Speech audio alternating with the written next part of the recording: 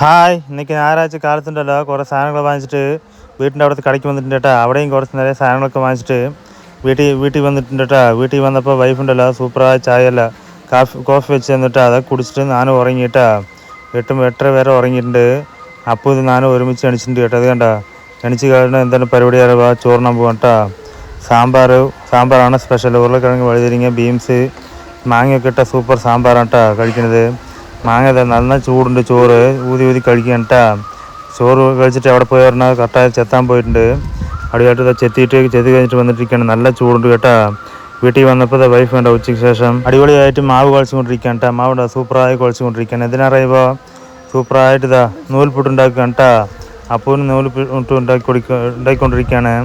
2 ആയിട്ടുണ്ട് കേട്ടാ. സൂപ്പറായി എടുത്ത് ഇടുന്നുണ്ട് കേട്ടാ. എന്താണ് അടുത്ത പരിപാടി എന്താണെന്ന് അറിയുമ്പോൾ ഞാനിട്ട് തന്നെ കഴിക്കുന്നു കേട്ടോ. അപ്പൂനല്ല ആദ്യം ഞാൻ കഴിക്കാൻ കേട്ടാ.